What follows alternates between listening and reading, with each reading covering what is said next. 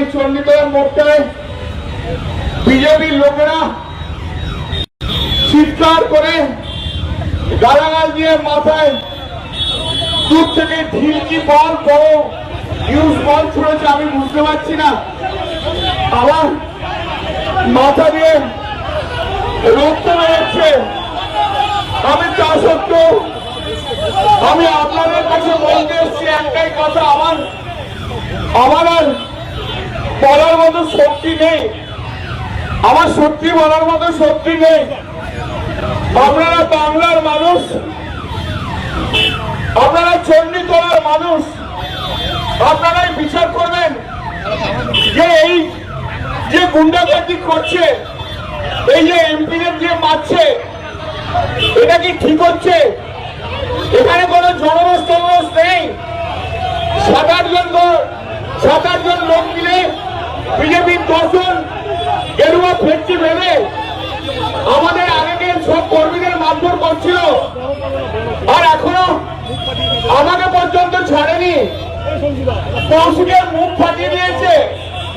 একটু আগে আমি যখন হেঁটে হেঁটে আসছিলাম তখন একজন ভদ্রমহিলা, তিনি মোটর সাইকেল করে যাচ্ছিলেন, তার পিছনে বোধহয় স্বামী ছিল, রাস্তায় নেমে আমাকে বললো, দাদা আমাদের প্রচন্ড মেরেছে বিজেপির লোকজন। সারা পশ্চিমবাংলায় যেভাবে বিজেপি যেভাবে আমাদের উপরে অত্যাচার করছে, বিজেপি শূন্য করে দিতে চাইছে, ওরা সিপিএম কে এবং পশ্চিমবাংলায় কংগ্রেসকে অক্সিজেন দিতে চাইছে।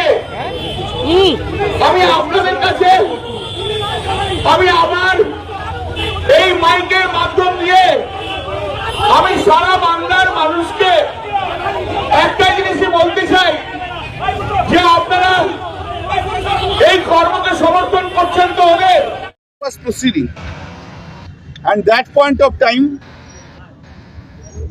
a stone was thrown at my head.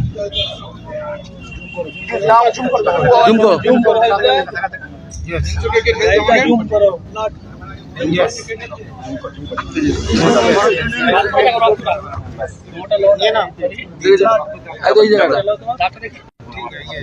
And there was blood also in my kurta and pajama.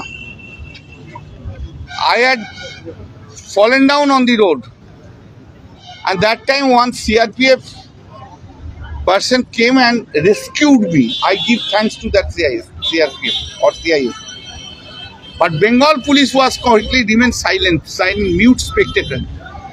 They allowed to do it, but the CISF persons have saved me. And thereafter my people had gone there and took me here. A serious condition is prevailing in West Bengal. There is total lawlessness. This attempt today in the morning was attempt to murder me.